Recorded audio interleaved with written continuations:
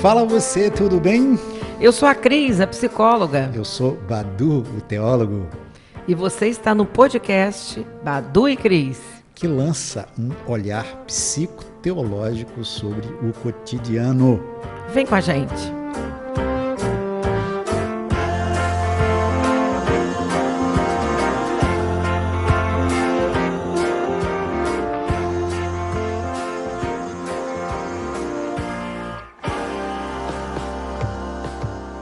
Pessoal, nós estamos iniciando o primeiro episódio do nosso podcast. E a gente já quer deixar desde agora o nosso canal de contato em aberto. O endereço é sempre o mesmo. No e-mail, podcastbaduicris@gmail.com. No Instagram, @podcastbaduicris. E no canal do YouTube, a mesma coisa. Podcast Badu e Cris. Galera, se liga aí, porque para ilustrar o nosso episódio, a gente está usando a música Caçador de Mim, do magistral Milton Nascimento, mas a quantidade, a finalidade com que a gente faz isso não fere o direito do autor deste artista que a gente tanto admira e tanto ama. Vem com a gente!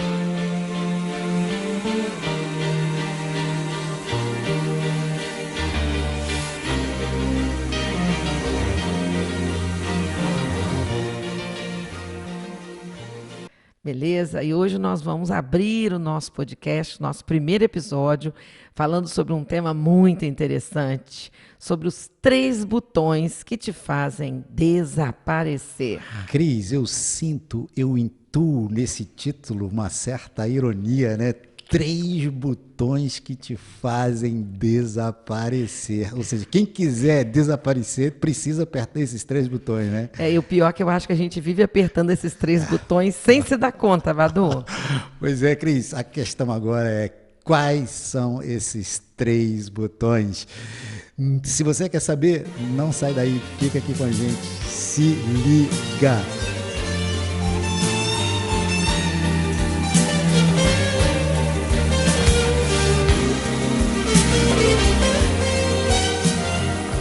Bom, vamos nos caçar um pouco, vamos entender o que nós estamos buscando? Isso. Primeiro botão, Badu, que eu acho que quando a gente aperta, a gente pode correr o risco de se perder, é apertar sempre o botão de um nós que esmaga o nosso eu.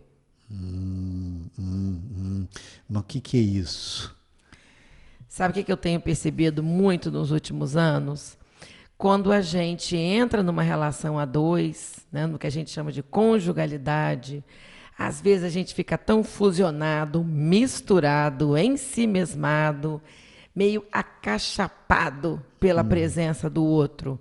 E às vezes nós mesmos nos colocamos nessa situação, o outro mandando na gente, o outro definindo o que a gente vai fazer, o que a gente vai comer, aonde a gente vai. É aquela necessidade de ter um outro, que a gente, quando fala outro, pode ser qualquer tipo de pessoa, mas especialmente na relação da conjugalidade, eu percebo que a conjugalidade, Badu, muitas vezes esmaga a individualidade, a sua identidade, não numa visão egoísta, mas numa visão de autoconhecimento. Né? A gente se perde da gente mesmo. Porque está muito. A nossa identidade passa a ser, inclusive para as mulheres, que eu acho que é muito pior, já começa com uma coisinha simples, Badu. A gente casa, retira o nosso sobrenome da família de origem. E a gente passa a ser a outra família da qual a gente nunca pertenceu, a gente não se criou nessa outra família desde o início, e a gente passa a assinar um sobrenome pelo simples fato de ser casado ou casada, né? Então, isso já mostra uma perda de uma identidade inicial nossa que fica meio esquecida. Algumas mulheres até acrescentam o sobrenome do marido, coisa que o marido não faz. Agora, deixa eu te falar uma coisa, te perguntar aí nesse nós que esmaga o meu eu, né? Que faz o meu eu desaparecer. Você diria que o casamento é uma experiência com enorme vocação a esse nós que faz desaparecer o eu? Você vai começar até pela ideia de casamento. A gente fala muito do enlace matrimonial, né? Então, alguma coisa que te enlaça, que te joga um laço e que te prende, né? E tem laços que são frouxos, né? Como às vezes você está tá cavalgando, né? E tem o cabresto que você deixa às vezes a rédea mais solta ou mais apertada. Eu acho que tem casamentos que a rédea está curta, está muito apertada. E interessante, eu morro de rir, de vez em quando eu brinco com isso, que casamento é um pouco meio que uma doença, né? Você contrai casamento. É uma coisa de contração, né? Duas pessoas ficam contraídas no mesmo pacote, né? Eu acho que tem que ter um espaço para oxigenar a relação. Então, eu, como terapeuta de casal, vejo muito essa necessidade, assim, o que é seu, o que é do outro e o que é do nós. Eu brinco, às vezes, que o casamento é onde a matemática erra, onde 1 mais 1 é igual a 3, né? Cônjuge 1, cônjuge 2, e relação, e conjugalidade, né? Então, não pode ser esse nós, que muitas vezes até é representado por uma única pessoa, Sim, né? sim. A dominar, né? Então, nós não podemos perder a nossa identidade numa relação a dois. Eu acho que, às vezes, isso que eu disse antes, a conjugalidade, ela vai matando a identidade e, no final, você se perde de você.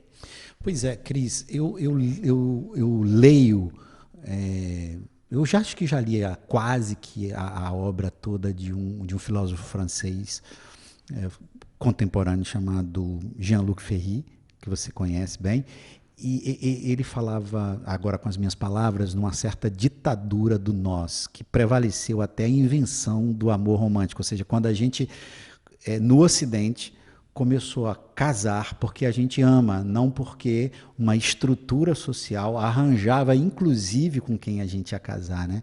E ele falava que esse rasgo de individualidade, essa ruptura com essa ditadura do nós, foi aquilo que trouxe para o Ocidente uma coisa muito, muito fantástica, né?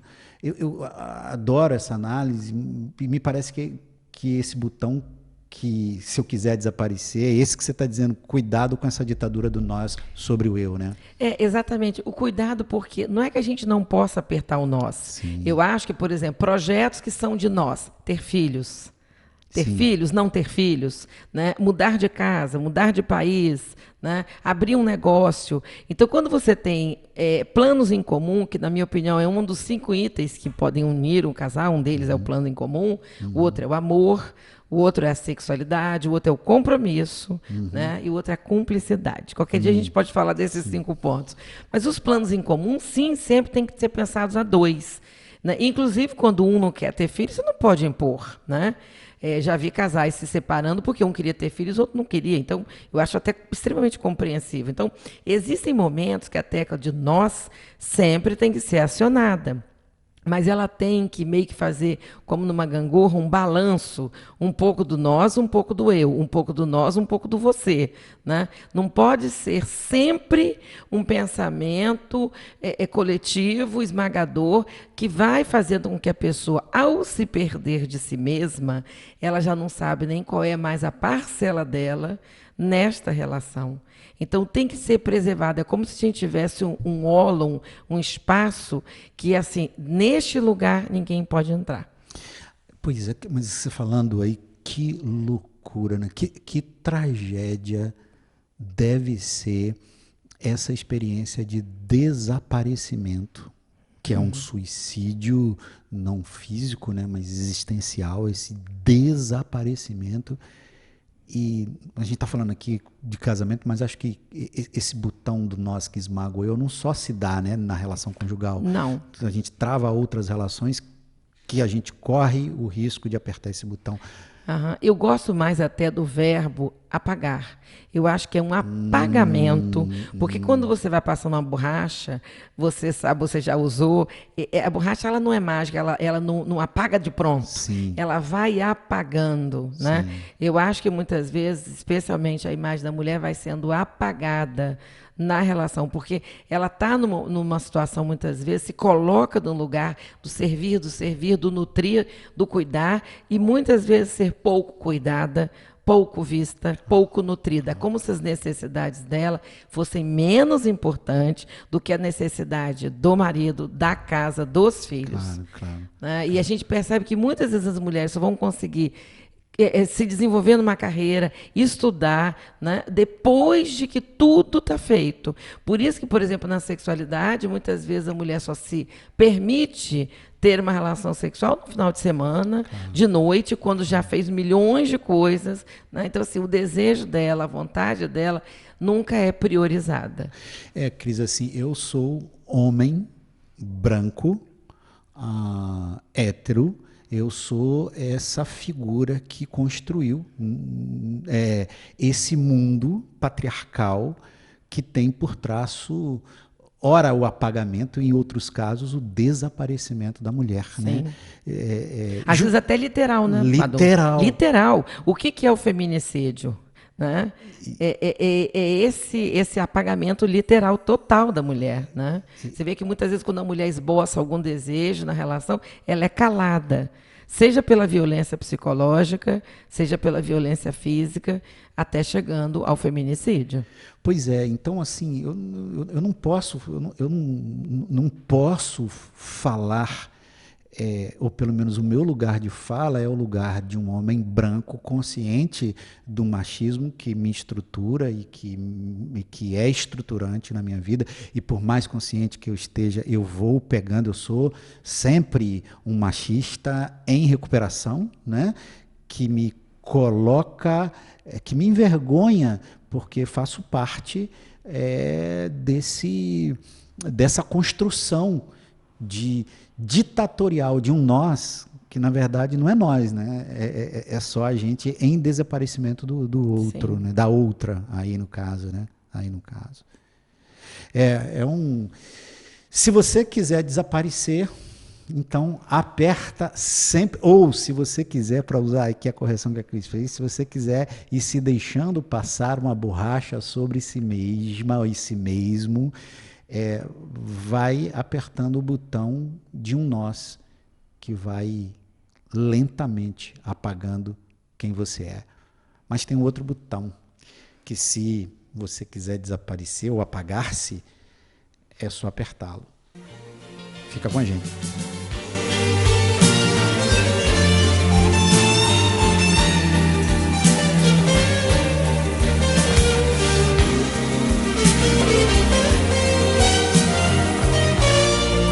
Cris, o segundo botão que eu vejo para esse desaparecimento ou apagamento é apertar o botão dos outros que legislam sobre a nossa vida.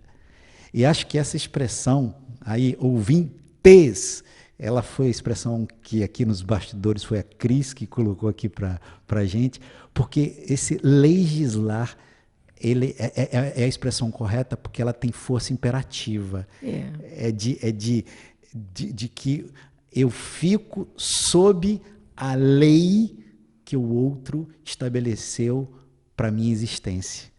Eu não tenho as minhas próprias leis, eu não tenho o meu próprio ritmo. Se eu sou um samba, o outro vem e legisla sobre mim dizendo que eu sou um jazz. Exato. E isso vai violando a minha essência, e à medida que eu vou apertando esse botão do outro que legisla sobre a minha vida, eu nem diria sobre a minha vida, mas é mais legisla sobre a minha essência, legisla sobre quem eu sou. Isso é um processo terrível de apagamento, de desaparecimento. E eu te diria, Cris, que talvez uma das razões que expliquem por que a gente aperta esse botão do outro que legisla sobre a nossa vida seja a nossa incrível dificuldade de decepcionar as pessoas. Nesse sentido, eu gosto demais de Jesus Cristo, que foi alguém que decepcionou profundamente as outras pessoas. Jesus, para mim, foi o mestre da decepção. A gente tem essa visão meio pálida, meio romântica de Jesus, e algumas pessoas até dizem ele era uma figura maravilhosa, um cara maravilhoso, e eu acho que seria um grande amigo. Eu acho que Jesus te mataria de raiva, porque ele te decepcionaria e me decepcionaria de maneira muito profunda, porque Jesus quebrou muitas e muitas expectativas que se tinham sobre ele, fazendo um caminho que lhe era próprio e, sobretudo, né, desafiando a legislação que os outros quiseram impor sobre ele. Poxa, isso é muito libertador, né, Cris? É verdade. E eu acho que Jesus é um bom exemplo para a gente pensar, né? Quando eu sugeri aqui na nossa conversa esse verbo legislar, eu uso, Badu, já há um tempo, pelo seguinte: eu percebo, né, nessas lidas aí, inclusive de consultório, quanto sofrimento, que é mais do que dor, né? As pessoas enfrentam por conta exatamente de uma legislação familiar, de uma legislação comunitária, de que você tem que ser assim ou assado, né? Usar Jesus como um bom paradigma para a gente, né, pela coragem que ele tem, pode ser útil para a gente exatamente se empoderar nesse sentido. E aqui eu acho que é importante para quem nos ouve, não é que você não possa apertar o botão do nós, que a gente já comentou, isso, e nem apertar o botão dos outros. Não, a gente vive em sociedade, a gente vive na referência, a gente precisa desse feedback, que é o que o outro nos dá, seja numa relação a dois, ou seja numa relação mais grupal, mais social. O problema é que tipo de outro está nessa interação. Se é o outro que te faz um apagamento na relação conjugal, ou se são os outros que se sentem no direito de legislar, de dizer o que você tem que ser, né? Por exemplo, querer encaixar você na cis-heteronormatividade. Você só tem direito de existir numa família ou num grupo social se você for hétero, se você for cisgênero, né? Se você fizer a profissão do pai e da mãe, que eles já, né, como diz a música, já vem talhada bem antes de eu nascer, né? Então você tem que corresponder àquilo. Então, quando a gente vive sob essa égide da expectativa alheia, né? Eu me recordo muitas vezes de ouvir pai e mãe dizendo: mas o que os outros vão dizer? Mas o que os vizinhos vão dizer? Ora, isso é um problema dos vizinhos. Né? Eu tenho que estar em paz com a minha consciência e, de novo, me reger sempre pelos valores éticos. E dentro de uma regra moral que faz parte de uma sociedade que eu vivo. Claro, o objetivo não é você afrontar ninguém, mas você também não pode se deixar afrontar. Então, é um movimento muito dialético entre ceder e manter, recuar e avançar.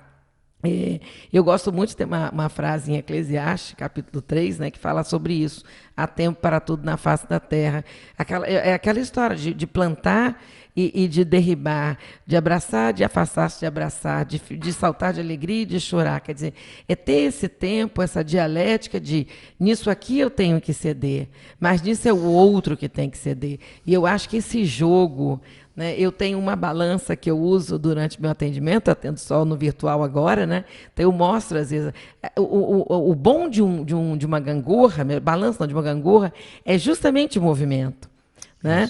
E aí esse movimento é uma hora eu cedo, uma hora você cede. Essa alternância de poder, inclusive, eu não percebo às vezes na relação conjugal, na relação familiar, na relação num ambiente de trabalho, ou até em amizades. Assim, existe às vezes uma certa predominância do desejo, da vontade de outras pessoas. E você, nesse momento, assim, o seu apagamento,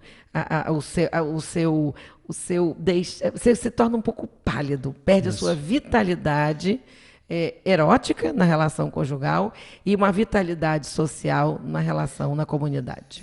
Eu até te diria que voltando para essa coisa do outro que legisla, né, na vida, evidentemente, como você muito bem colocou, não é uma vida numa espécie de voo solo, porque isso é insustentável também, né? Agora, eu penso nessa escravidão, né? Como essa expectativa, essa legislação do outro sobre mim mesmo, isso me escraviza. e me dá a sensação de que não existe uma versão de mim mesmo senão aquela pela qual as pessoas me veem e me olham. Eu diria que uma experiência espiritual muito profunda não necessariamente se dar num ambiente religioso, com estética religiosa, e a experiência espiritual a qual eu vou te descrever aqui agora não precisa nem sequer ter o nome de Deus para se fazer espiritual, que é a seguinte: quando você encontra uma pessoa na existência, e aí essa pessoa pode ser um amante, um amigo, enfim, alguém com quem você estabelece essa conexão profunda. Estar com uma pessoa que não legisla sobre a minha vida, que me abraça ali naquilo que eu sou. Eu gosto demais, eu só não lembro agora, eu gosto mais de um autor, uma figura da nossa literatura ou da música, eu não lembro quem, eu só lembro que eu estava vendo na TV Cultura, um final de tarde olhando e vendo a entrevista com ele. Como eu precisava lembrar dessa entrevista. E ele dizia assim, que fez uma dedicatória para um amigo dele que o visitava com constância, que era a grande conexão da vida dele, né? E sem passar por essa questão de se era homoafetivo ou não, estamos falando de uma comunhão de alma que ultrapassa a questão de gênero aí posta. E ele dizia o seguinte: ele deu de presente o livro que ele escreveu para o amigo com a seguinte dedicatória, Cris: meu amigo, por favor, nunca me abandone, esteja sempre comigo, mas por favor, nunca apareça sem você mesmo. Eu acho isso que lindo, né? de uma beleza, né? Ou seja, nunca apareça aqui de maneira pálida, apagada. Não se deixe escravizar por essa construção social que está pronta sobre você.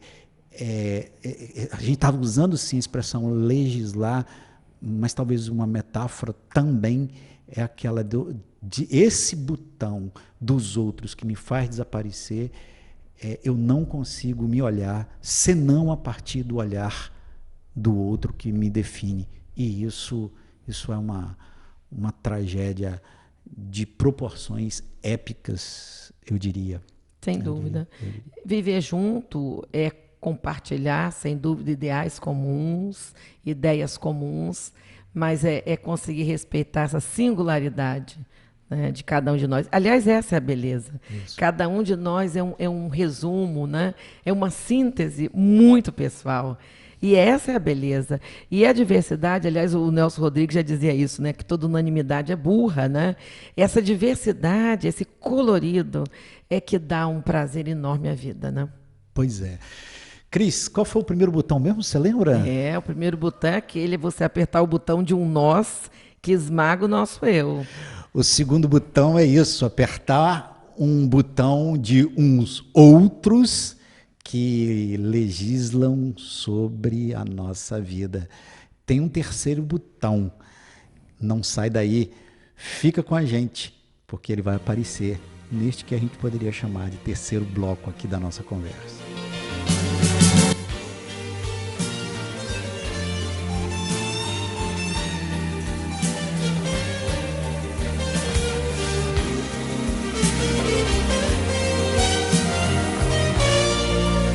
O terceiro botão, para quem quer desaparecer ou ser apagado, eu diria, viu, Cris? Vamos ver se a gente juntos ajuda aqui a explicar, que é apertar o botão de um Deus que não me enxerga.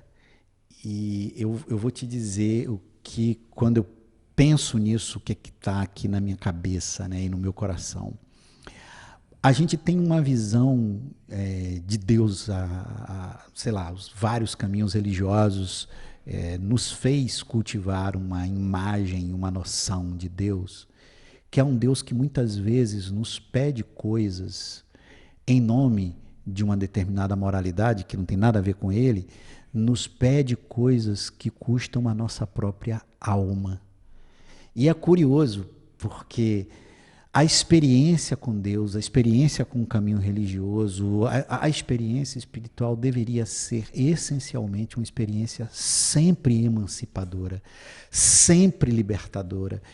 E se a existência, as pessoas, nós, os outros, de alguma maneira apagam a nossa imagem, existindo um Deus, falo isso com muito carinho, até em respeito àqueles que não consideram a possibilidade dessa existência. Existindo um Deus, Cris, eu diria que uma das mais fortes expressões do amor deste ser, sendo ele um ser amoroso, seria reconstruir conosco o desenho que nos foi apagado. E não um Deus que pede da gente coisas a nosso próprio, custando a nossa própria alma. Talvez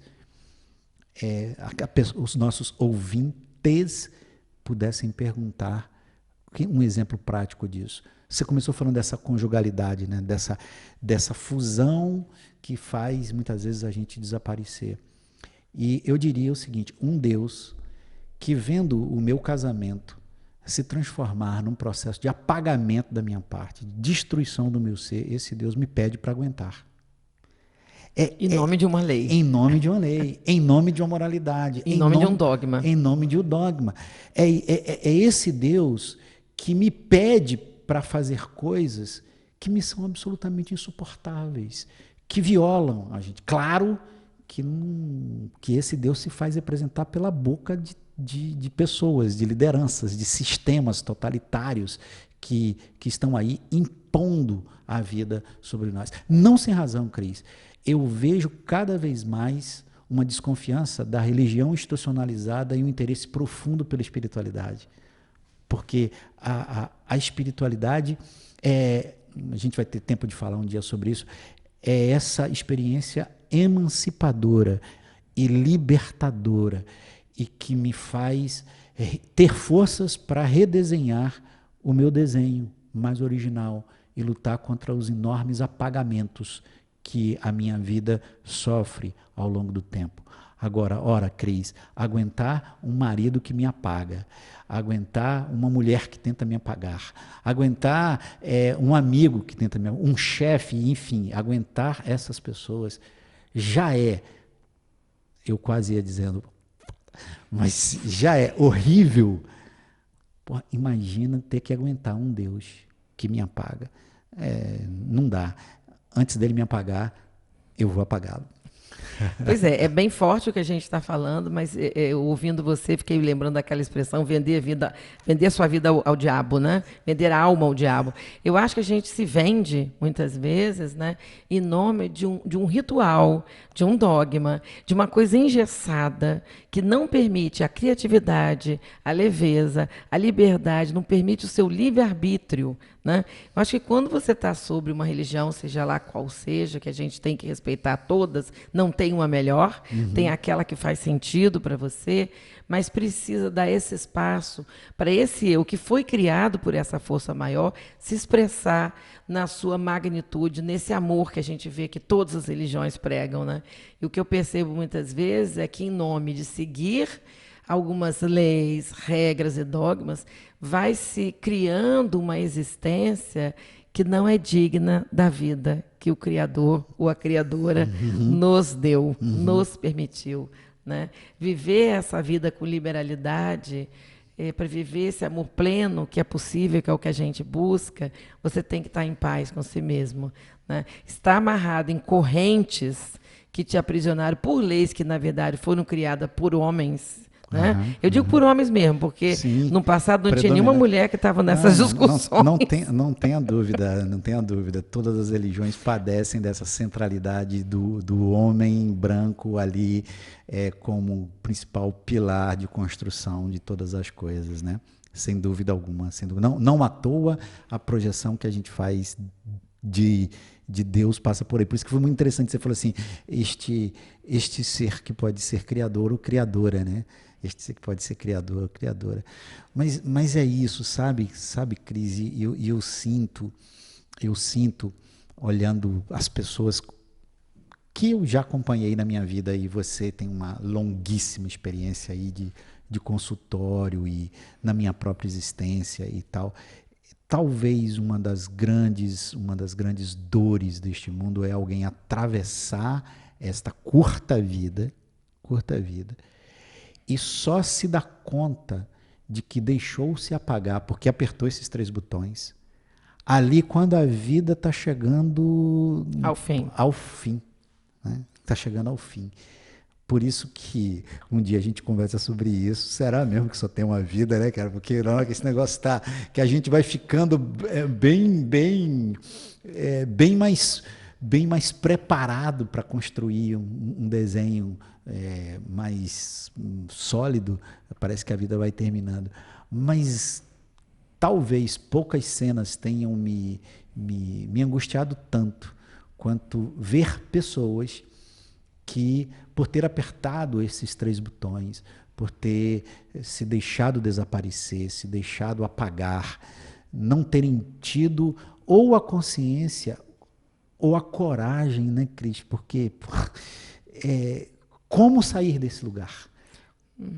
Eu acho que a gente pode comentar isso num outro podcast, mas eu diria que a gente não pode deixar de se caçar, de se buscar. Sim. Não é simplesmente ir revivendo, é ir reflexionando sobre o que você está vivendo, sobre as escolhas diárias que a gente faz. Todo dia a gente faz escolhas, né?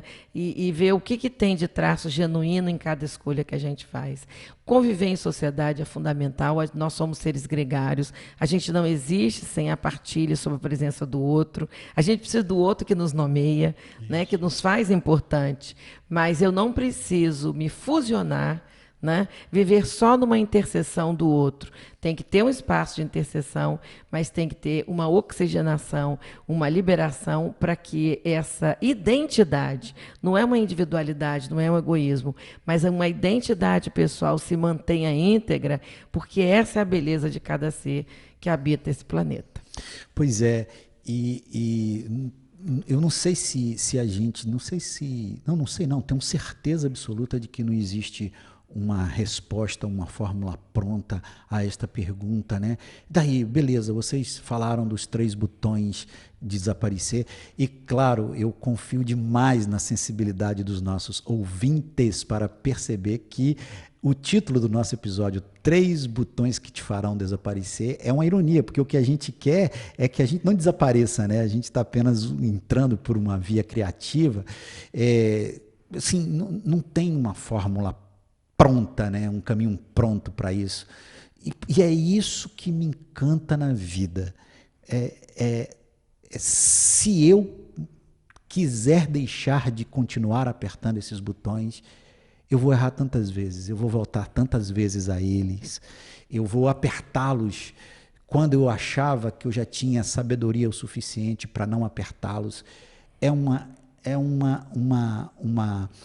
jornada de muitos e muitos e muitos erros, de muitos acertos, mas que vale a pena porque a gente teve a consciência de que ninguém tem o direito, nem mesmo este a quem a gente chama Deus, de apagar quem eu sou, né?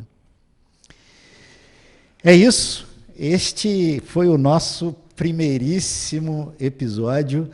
Eu queria que você pudesse conversar com a gente. Olha, nosso e-mail Você lembra aí, Cris? Nosso e-mail podcast Badu e Cris @gmail.com. Por favor, escreve para a gente, dá um feedback e segue a gente lá no Instagram. Ali você tem notícias do episódio, você pode comentar os episódios ali que a gente está fazendo. E o Instagram é a mesma coisa. Que é a mesma coisa. É podcast. @podcast Badu e Cris. Isso. Vem com a gente. Vamos simplificar. Vamos simplificar. Esse foi apenas o primeiríssimo episódio. Vem com a gente e conversa com a gente. Diz que temas você queria conversar com a gente. Vai ser um enorme prazer.